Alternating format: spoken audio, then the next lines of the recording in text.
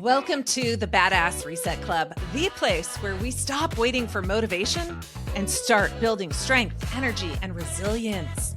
I'm your host, Heather Yancey, speaker, coach, and alignment specialist. And this is the place for women to come to hit the reset wherever they might need it. Let's jump in. Welcome back to the Badass Reset Club. I'm your host, Heather Yancey. Happy 2026. Oh, we got a new look, a new feel, a new vibe going on here. And we're going to kick this one off with a case for cardio, because you know what? Cardio still matters.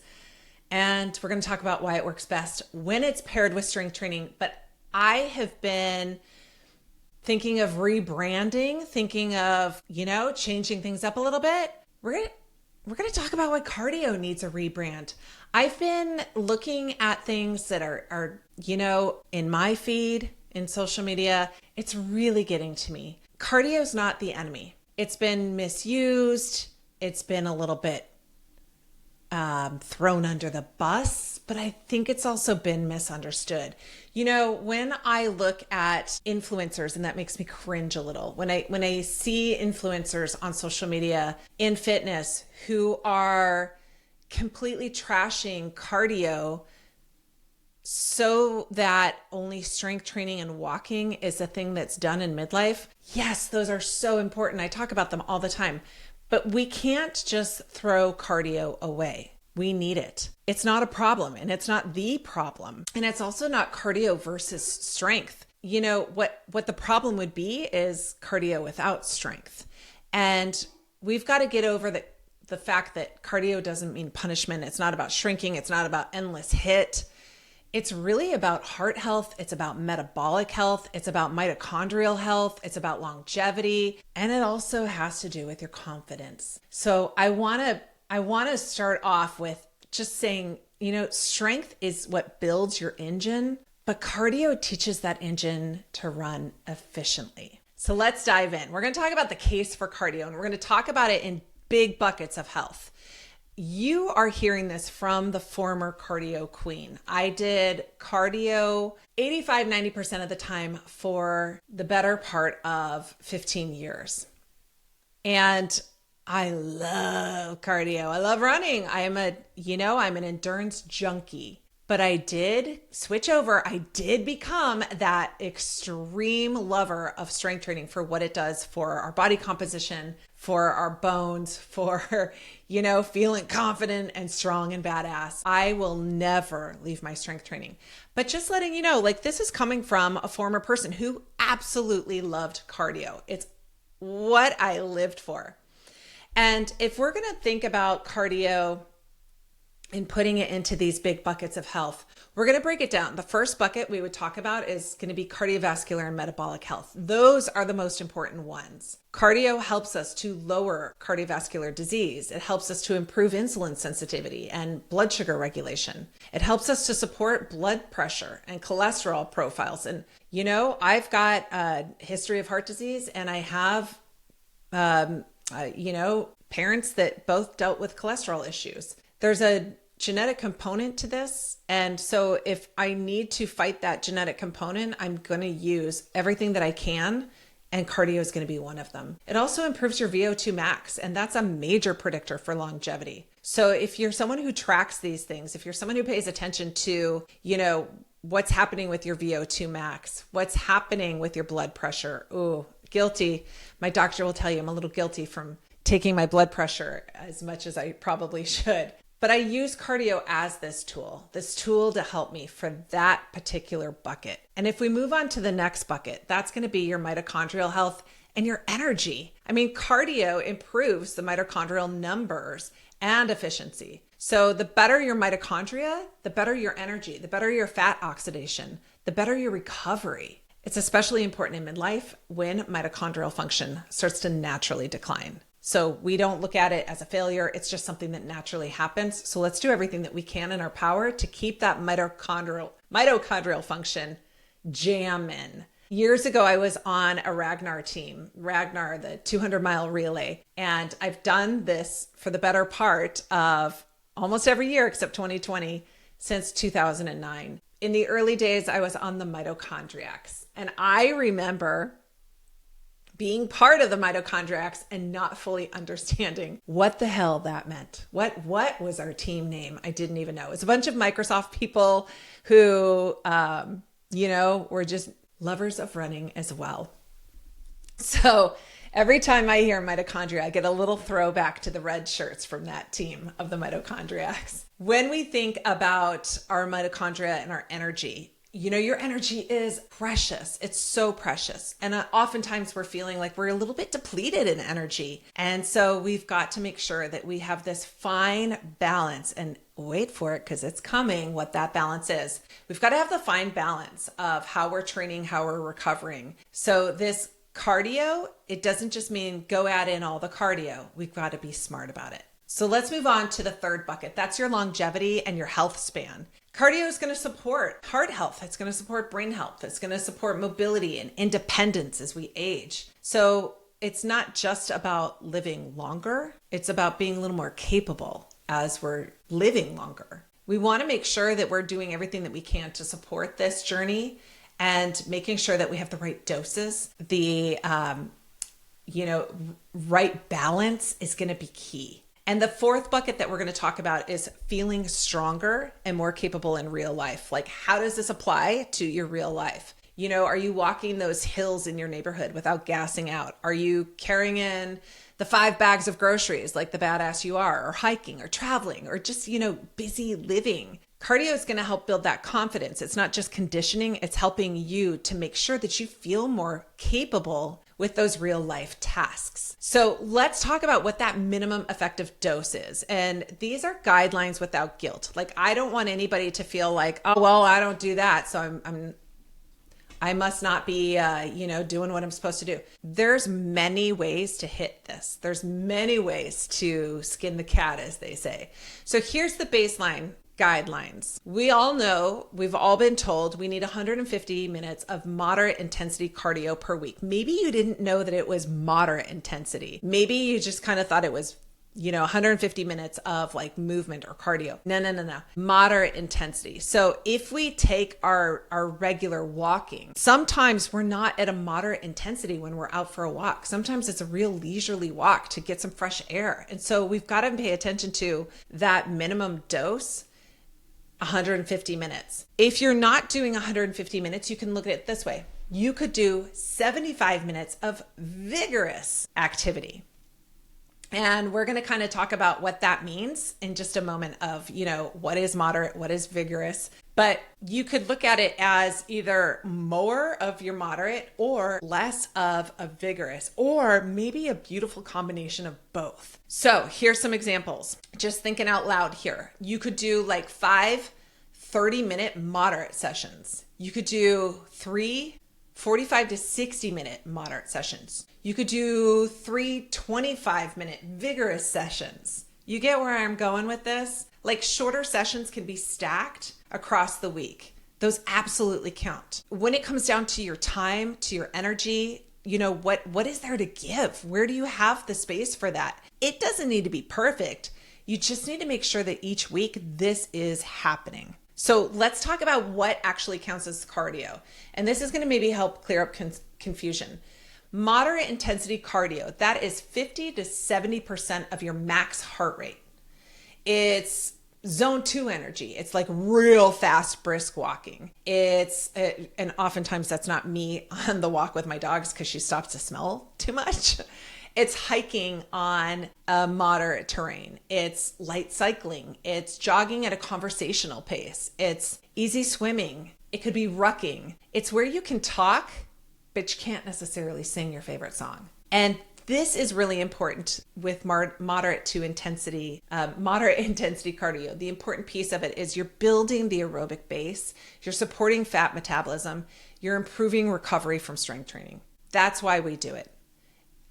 If we're going to look at what is vigorous, so compare that moderate to the vigorous. Vigorous is going to be 70 to 85% of your max heart rate. So go back, moderate's 50 to 70, Vigorous is going to be 70 to 85. These are your zones 3 to 5. This is your running. This is your hit or sit style workouts.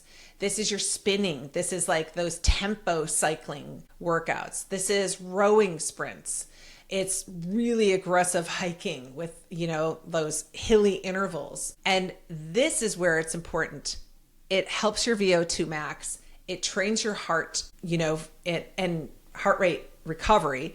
It's efficient use of your time. It's higher recovery cost. You get it done quicker. You can't just do one. We need both. But as far as how much of both, that's up to you. So go back to what I was saying with 150 minutes of the moderate intensity or 75 of vigorous, or maybe a happy combination of each. Where I see women often get a little stuck is they stick with just that moderate. They don't add in that vigorous. They don't feel comfortable getting really uncomfortable, and it shouldn't feel comfortable. Or they're attacking all the time, but they're not getting more of that baseline. So just think about those important reasons why we do both. The lower intensity is good for fat metabolism. It's good recovery from your strength training. It helps you build that aerobic base. That higher is what's really going to help you improve your VO2 max. It's going to train your heart rate recovery, and it's going to be an effective use of your time. So think about, how do you pepper in both of those? When I'm programming for my clients, my online clients, they get a day that's zone 2. They get a day where they're doing sit, and sit they can do however they can get it done. If you don't remember what sit is, or if this is new the first time you're hearing this, sit is your sprint interval training. And this is where you're going to get warmed up. Let's say you're on a treadmill, or let's say you're on a rower, or you could be on a bike, stair climber, whatever it is. Let's say you're on the treadmill. You're going to do 5 minutes of an easy jog. And then you're going to do 3, 4, maybe even 5 sprints. You're going to do a 30-second sprint, and the sprint gets uncomfortable. You are to the point that you couldn't do any harder. And then you fully recover. You can fully recover for 90 seconds, 2 minutes, 3 minutes, and then you repeat it. You can recover by walking. You can recover by going back to the easy jog. Just watch that your heart rate's coming down, your perceived rate of exertion is coming down. And sit is something that just has to be done. Now, we used to think that sit had to be a standalone, that it had to be on a day where you weren't training because it was so taxing to your body. But now we know, because it's so short, you could add sit right into the end of a strength training workout. You absolutely could, or the end of a walk. It is going to be done in 15, 20 minutes. And then you've got some amazing benefits. Cardio and strength. This is your sweet spot. So let's remember, this is not an either or. This is together. We are going to bring these things together, because strength protects our muscle. It protects our bones. But cardio is going to improve our delivery system. So think about your heart, your lungs, your blood vessels. Together, we're going to lower the injury risk. We're going to have better metabolic outcomes. And what might that look like? That might look like, for you, 2 to 3 strength days. That might look like 2 to 4 cardio days. And remember that some of those sessions can overlap. So you might lift and have a short recovery or a short cardio finisher. You might do a strength day and walk later. You might do conditioning circuits that blend both of those. You can absolutely put them together. The way that I program is I like to have, most of my women are 3, if not more, days of strength training, just because they've been doing it for so long. I like to have that be the base, and then you sprinkle in the sit can come at the end of one of the strength training days. It's a super lovely finisher. Then I sprinkle in zone 2s, and they might get 2 zone 2 days, for their mental health, to go out, have a run, do the things that they love to do with the groups that they love to hang with. But it's really tied in and around the strength training first. So we need them both, but we've got to make sure that we've got that strength first, and then we figure out the cardio. Thinking about recovery from cardio. This is really important, especially for midlife ladies, for those ladies who are 40 and up. Cardio is a stressor, and it still needs recovery. So we have to think about matching the intensity to our life stress. This is how we recover. We use zone 2 on high stress weeks. So if I know that a client has a really tough week. They're presenting a lot. They're traveling a lot. They're feeling really stressed out. I'm going to schedule in more zone 2 instead of giving them the sit that week. There are times when sit might not be appropriate, and that's actually a really good thing to learn about yourself. How are your stress levels? How are you recovering? Are you tracking that recovery? How's your sleep? So, we got to think too about fueling appropriately. We don't earn food. We need to make sure that we're fueling our body. This is a recovery strategy for cardio. Think about this. If you have a really good night of sleep, you're going to have a great cardio session the next day. If you don't sleep well, you probably want to go easier, shorter if cardio is on your checklist the next day. And we can rotate these hard and easy days. We can make some of them flow with your recovery. So I like Whoop. I also have clients who wear Aura. It gives me a good piece of information, a good heartbeat on where they are with their recovery. And we obviously are going to go off how we feel as well. But sometimes we feel pretty good, but our heart rate variability is lower than how we feel. And that's a real good indicator that we need to pull back a little bit, and the cardio would not be super intense on that day. So just think red flags. If you've had too much cardio, the red flags, poor sleep, that's going to come into play. You're going to have an elevated resting heart rate. You're going to be constantly tired and dragging your feet. You're going to have a loss of strength progress. You're not going to see yourself getting stronger in the gym. Let's talk about how to fuel for the cardio. So carbs are not optional for performance, right? Ladies, I think a lot of us are fed this, you need to back off the carbs once you're in midlife. And yes, there are some people who function better on a low carbohydrate diet, but we need carbs for performance. If you are going to be doing cardio, you need carbohydrates. This is really important for those days that you have sit or higher intensity sessions. When you're done with a cardio session, you're going to have protein to protect your muscle. Yes, even after cardio. You're going to have carbs to replenish your glycogen.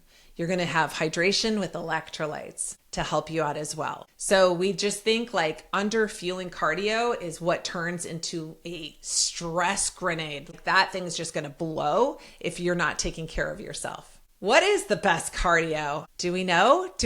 It's the one you're going to do. So let's just think about our options. What are you going to do for cardio? Is it cycling outdoors when the weather's nice? Is it going to dance class? Is it a sport that you're involved in? Who's playing pickleball today? Think about the things that you will do and emphasize those things. So if you were loving walking for cardio, can you have walks that differentiate the cardio feel? Can you pick up your pace? If you're listening to music while you're walking, can you walk faster to a more upbeat tempo song? Think about how can you emphasize what you currently love, because that's the one that you're going to stick to. If you're not a runner, if you hate running, guess what? That running streak is going to be really short. So find what you love and make it work for you. It has to be sustainable. It has to work for you. Right? So I want you to think too about cardio is not there to shrink your body. That was me in my 30s. That absolutely was me. I would go for a run so I could get thinner. Those days are gone. We don't think about it shrinking our body anymore. We think about it more as expanding our capacity for building all of those systems. So just remember that strength is building you up and cardio is keeping you going. So the next time that you see these influencers on social media telling you to ditch the cardio, I want you to step back and I want you to put the science back in. And I want you to think about, does that make sense? When someone's telling you something, does that make sense? Do your due diligence, vet this stuff, and just think about this too. Cardio is not stealing any gains. It's just protecting your future. I hope that this landed for you. I hope that you're getting more excited about your own training program, about how you approach things. And maybe it opened your eyes to how you need to lay things out. But I definitely hope that it opened your heart to understanding why we need more cardio. Thanks for listening to this episode. Please share with someone who might need this information too. And we'll see you next time on the Badass Reset Club. Thanks for hanging out with me today in the Badass Reset Club. Consider this your reminder that you do not need a full-blown life implosion, a dramatic new me announcement, or that suspiciously expensive retreat to make a change. Hit that follow button for real conversations, useful tools, and the occasional loving kick in the leggings so that you can feel stronger, more energized, and fully in charge of what happens next.